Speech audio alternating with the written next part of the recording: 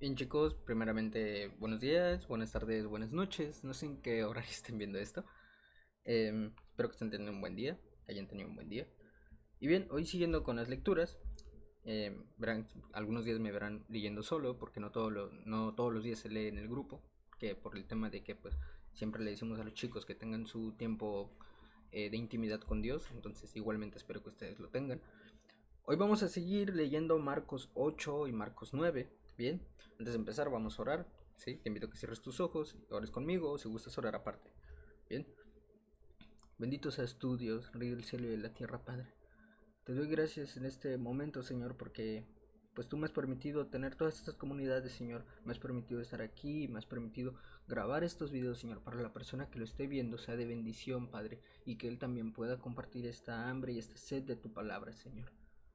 Te pido que nos perdones por cada iniquidad, Señor, por cada cosa que hemos hecho mal, Padre, porque nos equivocamos a través de nuestros días, Señor, pero tú que estás ahí siempre para corregirnos y ayudarnos, Señor. Te pido perdón, Padre.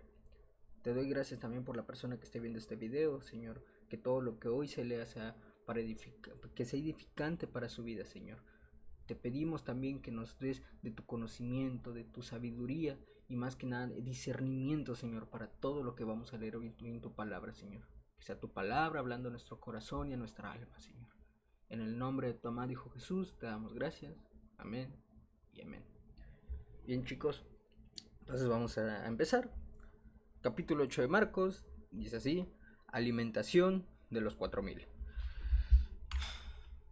En aquellos días, como había una gran multitud y no tenían que comer, Jesús llamó a sus discípulos y les dijo: Tengo compasión de la gente, porque ya hace 3 días que están conmigo y no tienen que comer.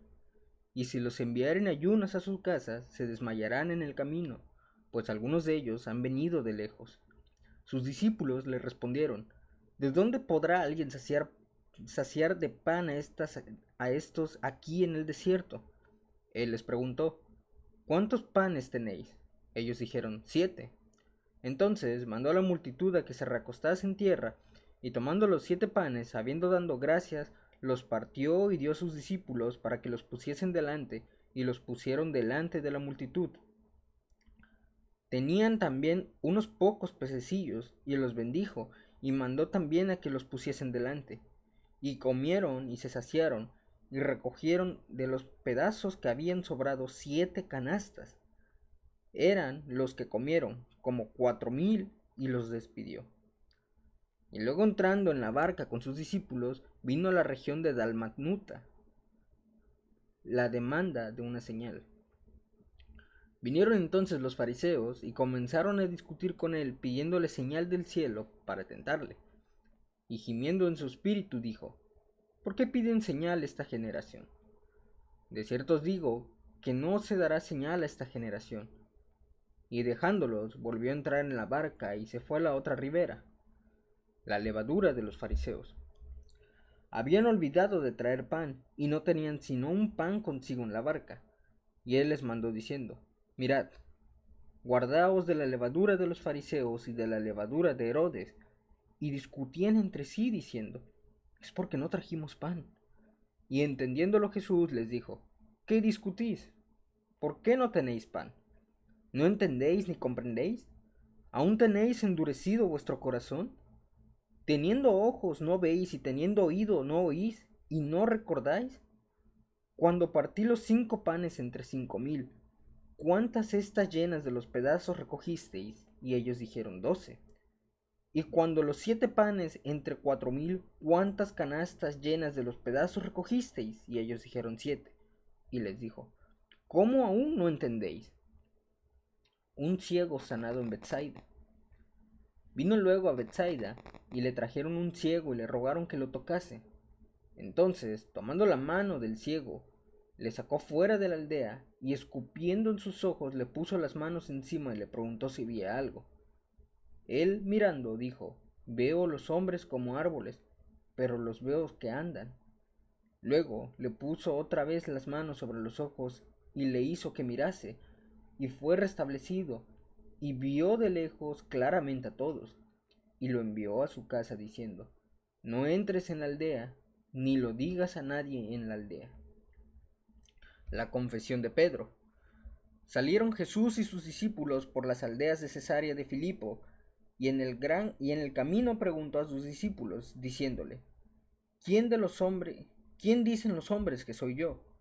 Ellos respondieron: unos, Juan el Bautista; otros, Elías; y otros, alguno de los profetas. Entonces se le dijo: ¿Y vosotros, quién decís que soy yo? Respondiendo Pedro le dijo: Tú eres el Cristo. Pero él les mandó que no dijesen esto de él a ninguno. Jesús anuncia su muerte, y comenzó a enseñarles que le era necesario al Hijo del Hombre padecer mucho y ser desechado por los ancianos y por los principales sacerdotes y por los escribas, y ser muerto y resucitar después de 3 días.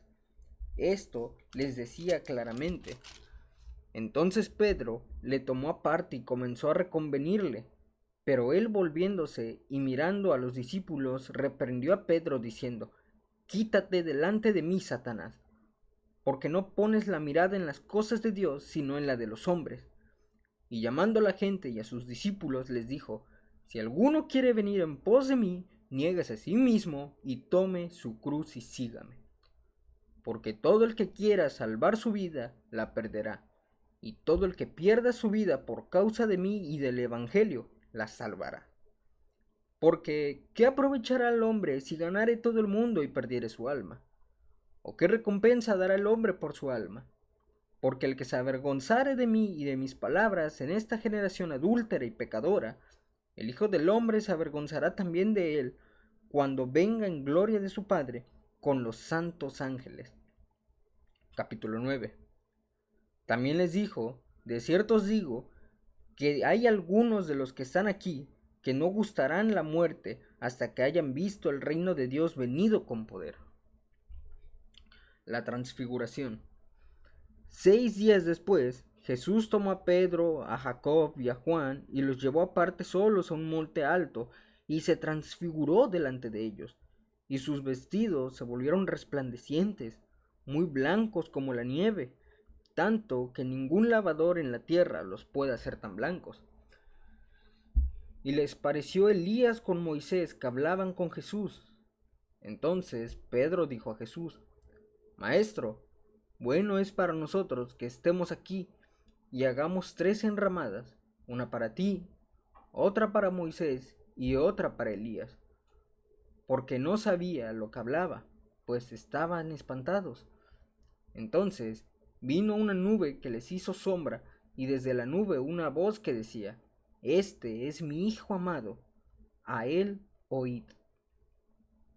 Y luego, cuando miraron, no vieron más a nadie consigo, sino a Jesús solo.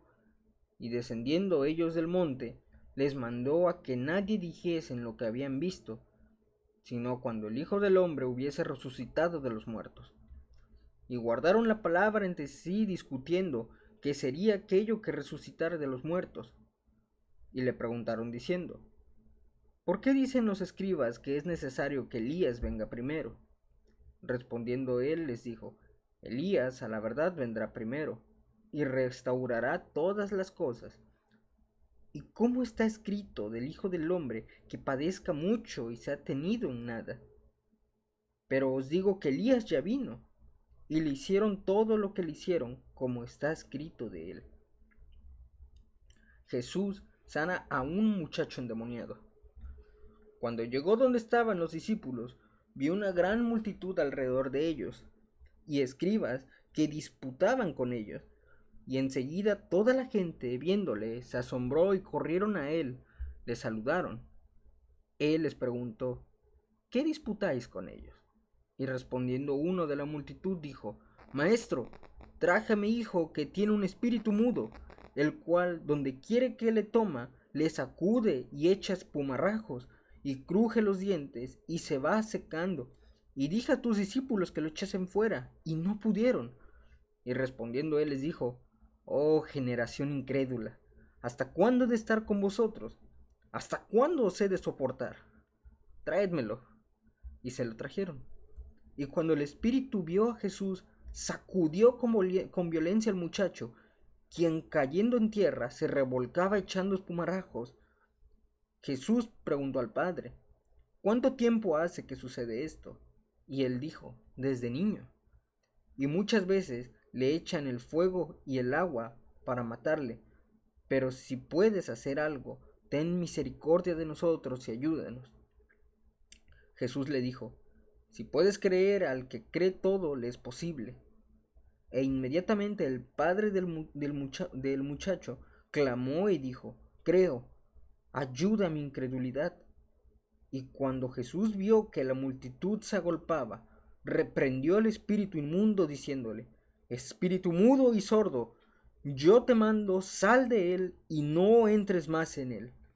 Entonces el espíritu, clamado y sacudiéndole con violencia, se salió y él quedó como muerto, de modo que muchos decían: está muerto. Pero Jesús, tomándole de la mano, lo enderezó y se levantó. Cuando él entró en casa, sus discípulos le preguntaron aparte: ¿por qué nosotros no pudimos echarle fuera? Y les dijo: este género con nada puede salir, sino con oración y ayuno. Jesús anuncia otra vez su muerte. Habiendo salido de allí, caminaron por Galilea, y no quería que nadie lo supiese, porque enseñaba a sus discípulos y les decía: el Hijo del Hombre será entregado en manos de hombres, y le matarán, pero después de muerto resucitará al tercer día. Pero ellos no entendían estas palabras y tenían miedo de preguntarle: ¿quién es el mayor? Y llegó a Capernaum, y cuando estuvo en casa le preguntó: ¿qué disputabais entre nosotros en el camino? Mas ellos callaron, porque el camino había disputado entre sí quién había de ser el mayor. Entonces él se sentó y llamó a los 12 y les dijo: si alguno quiere ser el primero, será el postrero de todos y el servidor de todos. Y tomó un niño y lo puso en medio de ellos, y tomándole en sus brazos le dijo: el que reciba mi nombre, a un niño como este, me reciba a mí, y el que a mí me recibe, no me reciba a mí, sino al que me envió. El que no es contra nosotros, por nosotros es. Juan le respondió diciendo: Maestro, hemos visto a uno que en tu nombre echa fuera demonios, pero él no nos sigue, y se lo prohibimos porque no nos seguía. Pero Jesús dijo: no se lo probáis, porque ninguno hay de que haga milagro en mi nombre que pueda decir mal de mí. Porque el que no es contra nosotros, por nosotros es. Y cualquiera que os diere un vaso de agua en mi nombre, porque sois de Cristo, de cierto os digo que no perderá su recompensa. Ocasiones de caer. Cualquiera que haga tropezar a uno de estos pequeñitos que cree en mí, mejor le fuera si se le atase una piedra de molino al cuello y se la arrojase al mar. Si tu mano te fuera ocasión de caer, córtala. Mejor te es entrar en la vida manco, que teniendo dos manos ir al infierno, al fuego que no puede ser apagado, donde el gusano de ellos no muere, y el fuego, donde el gusano de ellos nunca no muere, y el fuego nunca se apaga. Y si tu pie te fuera ocasión de caer, córtalo.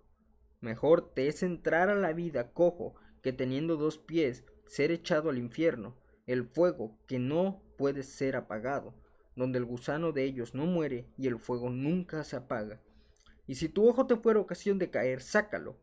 Mejor te es entrar en el reino de Dios con un ojo, que teniendo dos ojos ser echado al infierno, donde el gusano de ellos no muere y el fuego nunca se apaga.